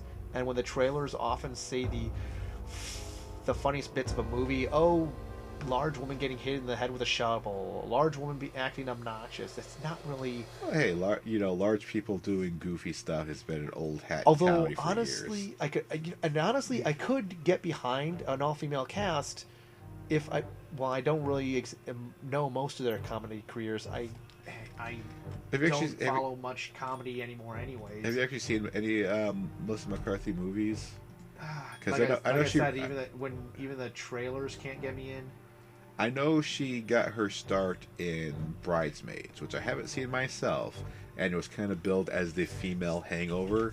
But from what I hear, this is all from hearsay and stuff. That was one of the funniest movies to come out in years, and even surpasses The Hangover in terms of pure comedy. Me personally, I saw The Heat, and she was very funny in that. And she ultimately, she's not doing it. She's still doing the old standard of large person being, larger than life, physically and metaphysically, but I wish I just knew. And that's the thing is, I guess all my female comedians that I know and recognize, and all the stand-up comics and everything that I recognize and say, I like them, are like a decade old, unfortunately. So maybe that's part of my problem with the frame of reference. It's also kind of thing where, it's you can't. Not to be too, political and stuff, but there is a attitude that permeates that women just aren't funny, so they're not often given a chance to be funny. Right now, Tina Fey and Amy Poehler are doing hilarious things in almost everything that they touch. Have you seen 30 Rock? They are kind of doing the same thing. Well, they both kind of have the same look of the brunette with the glass kind of thing. No, Amy Poehler is blonde. Oh, really? Yeah. Shit. Yeah, Google that shit. They don't look anything alike. Which one is the one with... I think you might be thinking of Tina Fey twice. Oh, Sarah Palin. That's who I'm thinking Yes, of. who's played by Tina Fey in the SNL sketches. You're thinking of Tina Fey twice. And that is an Amy Poehler next to her in that one skit? It might be, but she's probably playing someone else. Like, Google Amy Poehler. Oh, no, that was actually Tina Fey and Sarah Palin. Oh. I don't think they've actually been next to each other for anything, so that might have been a shoot. Holy shit. You're thinking of Tina Fey This twice. is a man that is not keeping abreast or giving a shit about women in comedy. Well, like I said, I think the last time was... Well, no, I like the... Okay, here's my problem. Yeah, there's a ton of funny women that I like. They all basically are YouTube singers. YouTube singers? What? Like, you were losing Garfunkel and Oates. And so it's like all internet comedy is the thing. That's my problem. So Tina Fey is not internet people comedy. were like, oh man, I can't believe this new Ghostbusters movie. They got Lindsay from That Guy with the Glasses and Obscura Chalupa to star in it. I'm like, well, yeah, but they're both pretty funny. Obscura Chalupa. I've seen their comedy.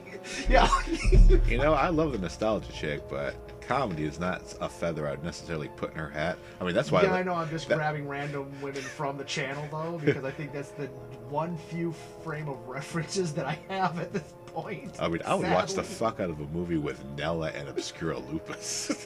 Oh shit, Nella is... See, okay, if you took out Megan McCarthy and put Nella... Yeah.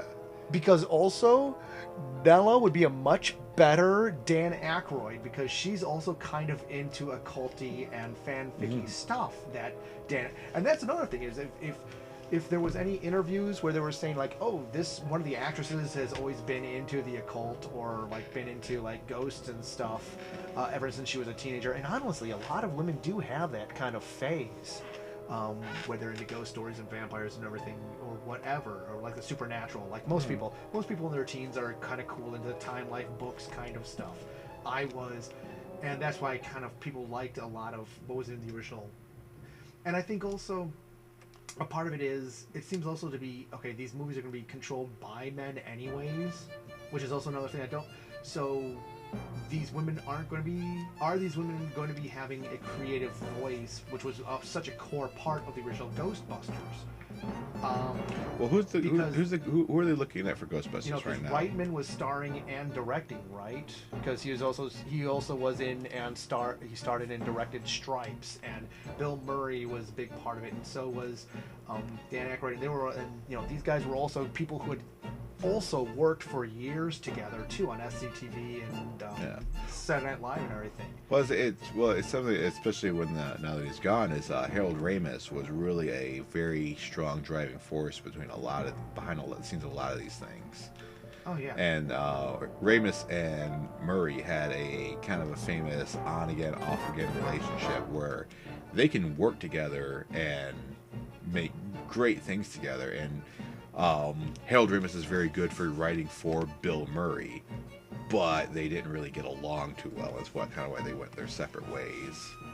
But I think the worst rumor that I've heard though for this Ghostbusters remake now, and this is like just one I came across from somebody else who talks movies.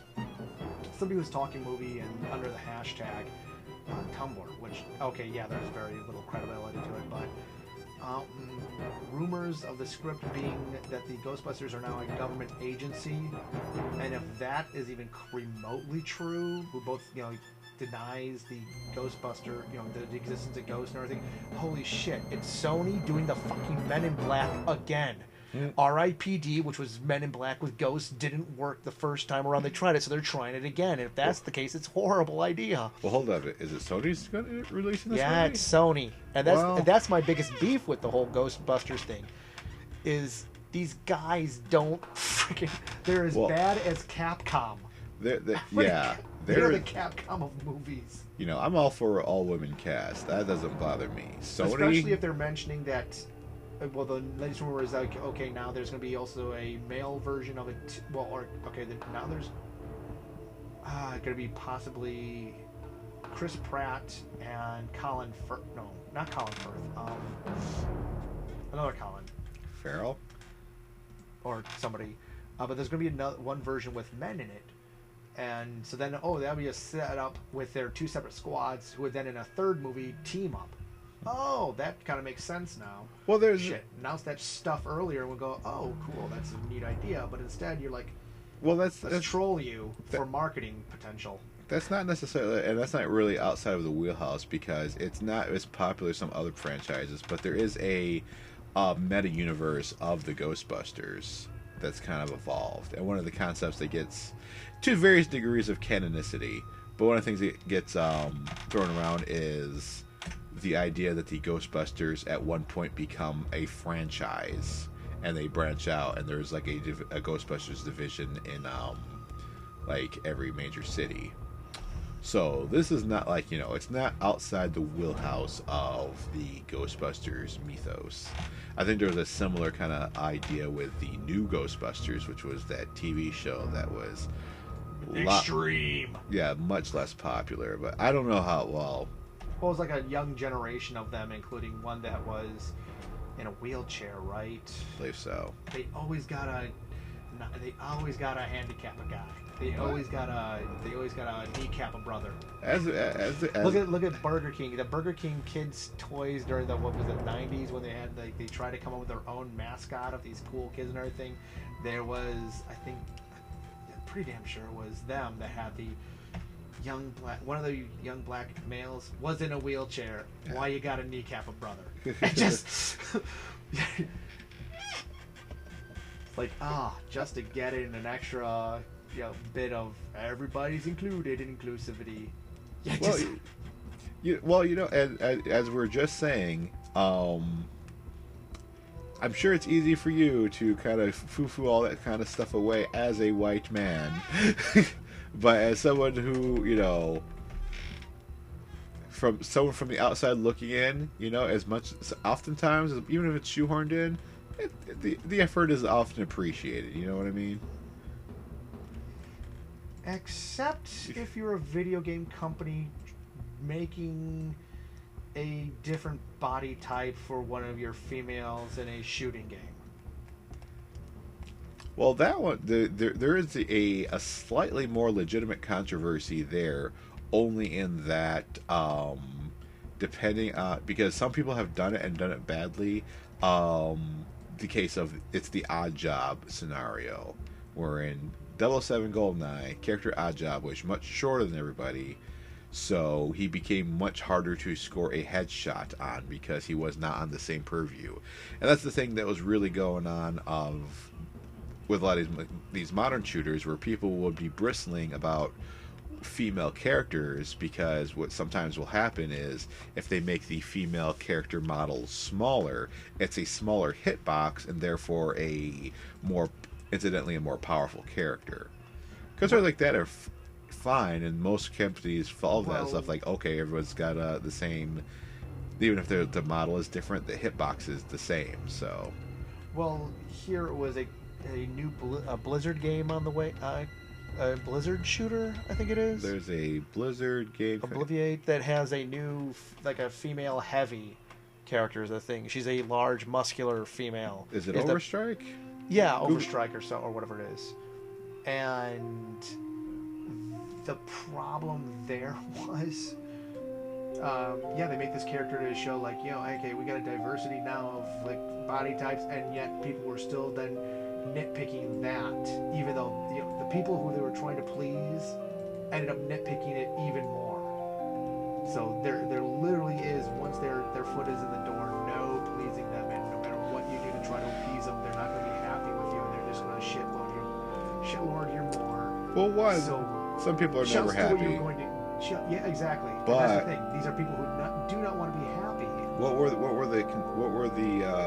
criticisms being levied? The first criticisms were all the female body types in general, because they were all like, oh, these sexy, sleek model types. I think even one of them was, they had the excuse of, we actually modeled this female character, and even mocapped her, one of our programmers from one of our European programmers. Mm. So like literally the woman on the screen is modeled after one of the women who are an employee there. Mm. And so then they go, okay, we're gonna do this like this very differently bodied female, and then they're like, not, and there's still not enough, and you still get shit for it. And that's the problem, is when the people are already committed to not being happy with anything you're doing, then just do what the fuck you're going to do anyways. Well, I don't know. I think it's a bit too extreme, you know. Them. And that's...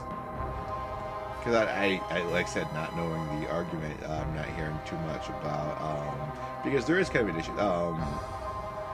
Anthony Birch, he was a columnist for Destructoid online magazine, and he went on to be a writer for Gearbox Studios, and he wrote Borderlands 2, and I believe the sequel, which was the pre-sequel. Yeah, the pre-sequel thing. The name of it. He's got a web series that he does with his sister, and they would often talk of hilariously, because he'll have the more recent response, and his younger sister will have the extreme male sexist. They do that for the lulz, but they talk about gender diversity in games sometimes, and one of the things that, because Ashley, his sister, will mention that she loves the Saints Row series as probably the most progressive women's portrayal of women ever, because that's the only game where she can create a 300-pound black lady as her primary character. Because you have these other games like they contrast it with something like Knights of the Old Republic, the online MMO version, which allegedly has adjustable female or character body types that you can do, and you can have, and there's an option to have an old male character. There's an option to have a fat male character, but you can't have anything but a young, in shape female character. You can change her skin type, but you can't change. She can't not be attractive. And then you, as an artist, you must be familiar with the practice of, in animation, women are not allowed to be off character, which is a term of any time when you're doing a single cell of an animated feature, right? Oftentimes, especially in action scenes, characters will end up being elongated or exaggerated to help the flow of motion for a certain scene. Like which was a rule that anime loves to break then all the damn time. Well, this is definitely a Western thing, but it is often against the rule, if not implicitly, then outright, that a female character can never have a scene where she is off-center, which is she can't have this weird warping of her features or ever be caught in a bad angle, because she can't look anything but the best. Then that was also a break. That was also a rule that Animaniacs broke quite a few times. Animaniacs broke a lot of fucking rules, tell you what, dude. I think that's why we still love it to this day. That was good. I was kind of... Because some shows right now have taught me. Minerva Meek. The thing is, Minerva Meek had a number of where she was doing the goofy, just stretched out, crazy, wild takes all the time. Well, to be fair, that is a cartoon where everything's kind of exaggerated. But kind of something else is that for a long time I just thought, like, as many people do, like, you reach a certain age, and you find that the cartoons and everything on TV is no longer appealing to you. And I was like, okay, well, I guess this is just what happens when you get older, right? You just like, okay, I don't like these shows or anything, and I've just kind of missed out on these things, so I'm like, whatever. There are some shows that are coming on right now that I am actively interested, that has proved to me without a shadow of a doubt that no, there was a period between the 90s and the early aughts where TV was just shit, and especially cartoons. And I feel really bad for the kids who grew up with them, and because like, I don't want to fall into that trap of everyone thinks that their generation and their golden heyday that they have in their mind is somehow better than everyone else's. I mean, that's a logical fallacy, but objectively, there was just a drop of quality of many of these shows for a long time that's only recently started to pick back up. And to be fair, I think a lot of shows that are on right now are even stronger than some of the classics that I hold on a pedestal in my heyday, which is like Batman the Animated Series was a fantastic show. But and to be fair, a lot of the shows that are on TV right now are taking inspirations from these classic examples, but I gotta give credit where credit's due. They're just doing so much cool stuff with it. Avatar: The Last Airbender and The Legend of Korra, outstanding show. Even something My Little Pony. Talk about, like, we're talking about, female issues. I consider myself something of a brony. The thing, you've got some pony stickers floating around and shit. Oh, yeah. But we're talking, get about, women, and I know you think that people whine too much and stuff, but there is a issue of, like, women being societally trapped into certain roles, and a large part of the appeal of My Little Pony is these are primarily female characters who have the audacity to not be dumb twats. Well, okay, if you're asking... Oh, God, here's the thing. If you're wondering why the brony phenomenon and why these guys are obsessed about these cartoon girl ponies... I've heard one of your rants about this. I think it. Yeah, Lauren Krause, she based every one of these girls off of a feminine archetype from the classic romance novels and such. The caregivers, the ingenues, the creative types and everything. And you just used a great term that describes most of the adult women in supposed characters in shows for adults. No wonder adult men would rather date a cartoon pony, because these girls actually seem like nice people. And honestly, I think reality shows have hurt a lot of us, because so many people will now just seek drama. Well, yeah, the reality shows are horrible because they specifically... And that's kind of the appeal. Like, you look at a reality show and, like, you think about how you could do so much better on there, because they specifically find the dumbest people and they engineer things to set up things. So we want people who are not going to get along. We want people who are, like, not the most intelligent and make the worst decisions about things. Well, like Jeff Probst of the original Survivor. I'm not sure if he's still host, but I believe so, yeah. Like he said, they always like to get very low intellect people who don't realize they're low intellect, or very high intellect people, because low intellect people and high intellect people will be very tetchy, will have a lot of things just flip their switches all the time. Yeah. And dumb people can just be bumbling as all get up, and so you'll have people just driving each other nuts. But if you had a bunch of people who are the mid-range of IQs, the normal range for IQs, if you had a bunch of average people on Survivor, it would be the most boring thing, because everybody would be just, eventually, after a few hours, we can all get along like this. Okay, let's strategize. Let's do things. And that's like the death knell to the drama. If you have average intelligent people together, they'll just kind of mediate between everybody. Well, that's kind of an example of, like, the golden rule of life, moderation in all things. As long as you don't go, no matter what it is in life, as long as you don't go too far in the direction of it and stuff, you'll probably be fine. Yeah, okay, and this panel I got to do in the background. Of course, you can see I got the panel here done, but I just flattened this, shipped it out. So you can see there's some unfinished panels, but we got Mr. Kermsey is still doing his thing. Everybody's calling her by the name of the girl from the first Avatar: The Last Bender, Azula? Azula? Or, who was the water? That's Kitara. Kitara, that's it. Officer Kitara. No, she's supposed to be freaking Michelle Rodriguez. I'm just a shitty artist. From how she appears in the Resident Evil movies. Which character are we talking about? Point her out to me. This gal. That looks... Let's see. That wasn't even the best drawing that I've done so far of her. But she's supposed to be. But I've also named her Officer Vasquez.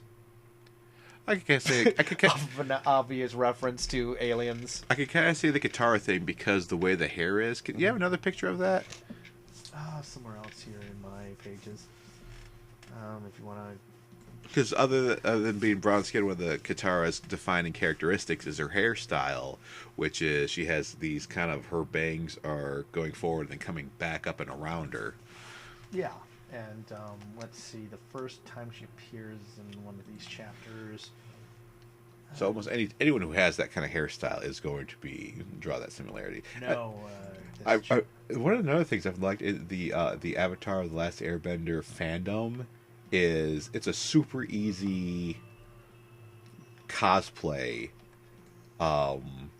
to go as just someone as a water tribe person, because all you really need to do is get a blue hairband. Yeah, that's one of her first appearances. Yeah, it could be. With the hair, it really is just the hair. Yeah, so it's supposed to be like Michelle Rodriguez because she always plays cops. She plays cops or space marines. And so I actually named her. My name for her is Vasquez after the female space marine from Aliens too. Yeah. What's her last name? Oh, this character Vasquez, just Officer Vasquez. What's her first name then? I have no idea. She doesn't have a first name. Guy. Oh, that'll be your name, Guy Vasquez. Do me a favor. You could do me a favor, and this will be my contribution to the comic book. Google Michelle Rodriguez Rain. Well, yeah. Yeah, and the thing is, that's who she's based off of. Her in the role of Rain, because you can kind of see her in. Well, I'm trying to think of what is Rain's first name. I mean, you could just name your. That's kind of what I use for a lot of her. That image right there is the one I use for a lot of her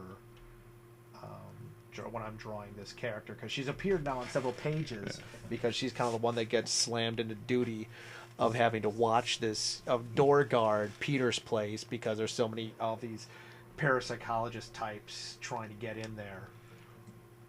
But I think you can leverage that. Like, you can make the Vasquez's first name Rain, or what's this Rain character's first name? Like, you actually go to the web search on here. Yep, Rain Ocampo. Oh, okay, so that Rain is her first name in the Resident Evil. So I'd say, hey, Vasquez's first name is Rain. That's my contribution. Nice. There we go. I'm helping. Okay, it was post a Euro pickup done. We're actually about to wrap it up because it's already 3 a.m. We've got the page done, and why not scan a little thing in? This is going to be your treat for the end of the episode.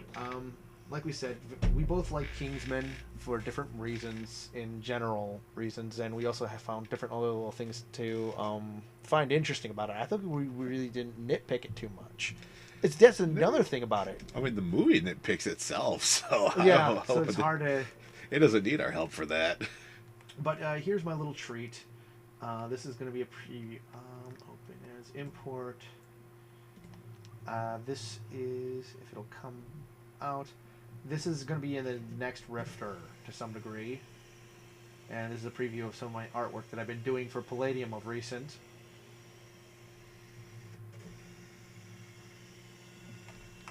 Oh wow, that comes so nicely too. Might as well use a minute to scan this, and then tomorrow I'm going to be doing some more streaming. I'll probably talk to the guys at Honeycomb Hideout with for some stuff, and I'll probably call Joe. I'm going to try and I want to fiddle about with the Skype, see if I can't get people to answer Skype or talk, and if we can capture Skype on live stream or whatever, then I can get a really interesting podcast going. Although then we'll need an additional set of headphones. Yeah, sooner or later we'll have to get a whole a whole kitchen studios type scenario. Not that a kitchen studio would be a bad thing.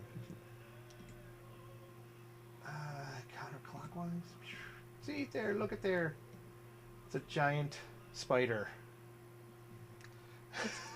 It's so cute. You can see how much. Kato, you've been really developing pretty nicely as an artist. Artists are always so down on your artwork, but then again, that's the thing you got to do is you got to keep down on your artwork, so you keep on trying to improve. Yeah, I was about to say embrace the hate, Kato. Every time I see a new artist, I'm a graphic designer myself, and the first piece of advice I always give a new graphic designer that I come across is just remember one thing always: you fucking suck, and you're never gonna stop sucking because honestly, sucking is relative. And you know what?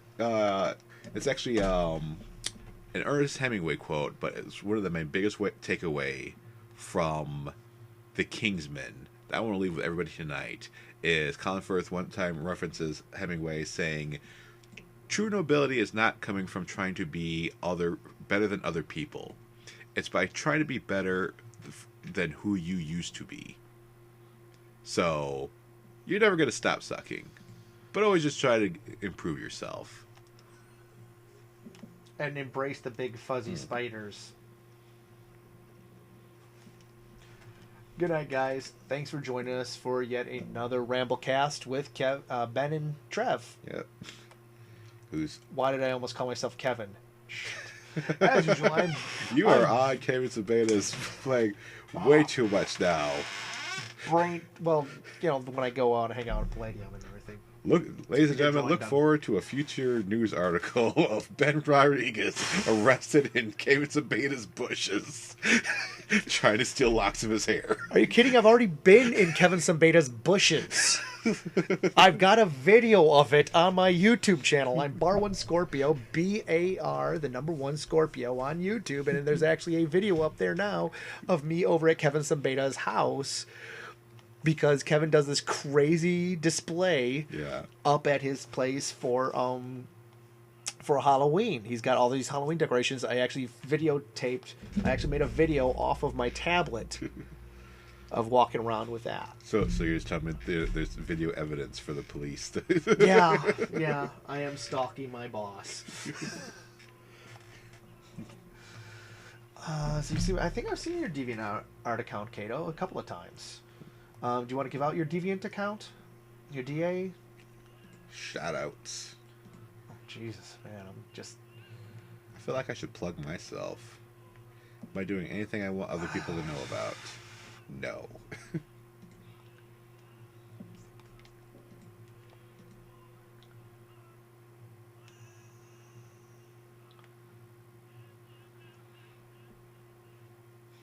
It's like, you can try to find me on Twitter as Trevor Cuba, but I haven't been on there in like a year, so good luck getting in touch with me there. Yeah, that's the thing. I've got to start doing more content all the time. But I was trying to sign off, wasn't I? Allegedly. At some point. I missed my opportunity. There was a point that we could have actually played this out, and then I gimped it. And I keep on saying gimped it because that's what they say on the podcast.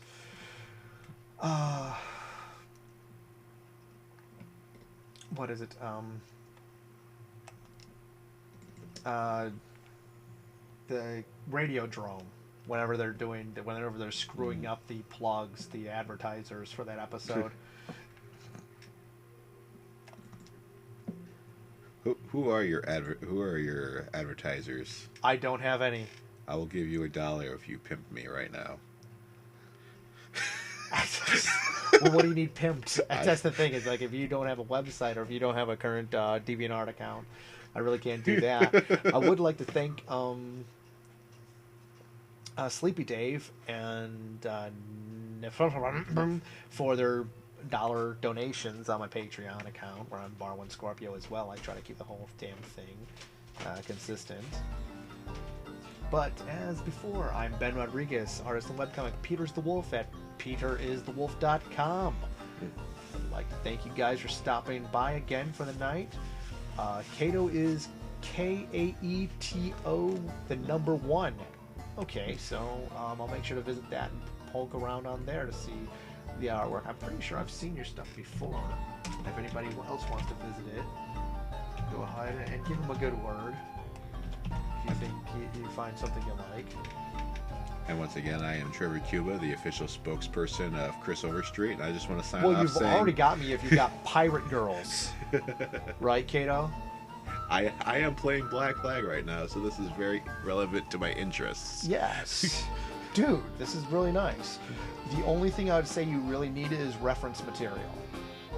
Wait, throw it on the stream. Why have it on the side camera? Okay, yeah, I'm going to say, yeah, okay. Because we're already actually signing off for the night, but... We've signed off 3 times, and we're still online. Yes. Jesus, I'm not good with this. I'm no good with closure, am I? But I would say, like, for a picture like this, kind of what we want to do, what you'd want to do is... We'll just click and then zoom in conventionally, shouldn't I? But, you know, this is the thing, literally, a ship like this is why you want to... I mean, there's some hints of this, but reference material. And if that means you take a day off and drive to the nearest coast or a large lake, you know, head up to Putin Bay or whatever, like I did a couple of years ago, and just snap off photos of the tall ships when you see a tall ship event in your area, do it. Look at the old reference material, how the rigging and that's the thing, Byzantium, the Palladium books Byzantium has a ton of like old ships and everything in it because it's a big seafaring book. So we were all kind of like digging into these old boats and everything, looking for reference material and things, trying to figure out things to draw, and that was part of the fun of it. But also the more detail you can put into a background, like when it's a complex object like that, or even if you can just imply it, it helps the whole thing go over much better. But all in all, this is a really cool stance. Very nice and chesty. That, sir, is aggressive cleavage, and we must complain about that.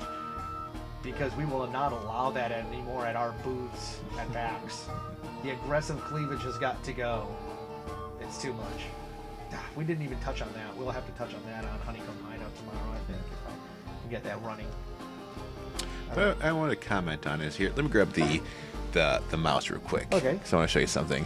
The only thing I have an issue is up here. Can you zoom out a little bit? Yeah, okay. Let me scroll up a little bit. Yeah. Only thing I'm finding lacking is right here and right here. There's anything like visually interesting coming on right now. And honestly, that's what I'm saying. If he did reference material, a reference material would be so busy. A ship that size, is a very busy thing of a wooden ship. And you've been on a modern ships, and they're very busy with shit all over the place. Oh, because I'm going to agree with you. Reference videos are really cool because there are so many just little details that by the time, like, you're gonna at a certain point when you're working out of a good reference photo, you are so overwrought with reference materials and trying to fill in a thing that you're now looking at things to cut. Like, what are the things that are unimportant? Like, here I'm playing Assassin's Creed Black Flag. What am I looking at? Here, turn around, Ben. Check this out. Okay, he is on the deck of the ship, and it's all bits and pieces. It's not like one solid line for any... solid line for any of the wood. It's all planks and, in alternating slots. And clearly there's bits of wood that are just like kind of like patchworked on here, and there is grates into the lower decks, and you have a dynamic railing with some mesh line going on everything. I can't believe they got full cannons on the sides and not carronades. Oh, they have Yeah, I mean, those are long, man. The long cannons. And the thing is, the reason why they switched to the carronade, which is a short barrel, less accurate, but you could throw out. You're basically quicker to reload because you had to slam less home. You could draw them back easier, reload them quicker. So British took a style of rapid fire from the Cairn Munitions Company. Yeah. But again, we're just looking at the boat and stuff, and visually things to add and stuff. There's ropes on the deck, and there's netting and mesh, and there's wire. Like, that's a good thing you can have at the background is there's lines and wire going everywhere. Just when in doubt, add rope. And Hero's to a actually show. playing music to play us out. But yeah, Kato, we'll see you next time. And thank you, the rest of everybody who's going to see this over the next month when this goes up. And I'll probably upload this quickly. I'll probably upload this very quickly unedited to YouTube because this was a great episode. Thanks for joining me again, Trevor. Hey, I will add up any time that I oversleep during the day and Late night before a day of work. I've got to be up for work in like 3 hours. Which means you probably get to bed. I can't go to bed because I slept all afternoon. Well, good night and fuck right. Have a nice night, guys. Are you good? Yep, stopped it. Okay. Because I wanted to decide if I was going to I don't know, there's fish spoken of Chris Overstreet. I'm just going to say that women are the inferior sex. Well, they are. We can get onto this. Oh no, I've got a whole great routine about it.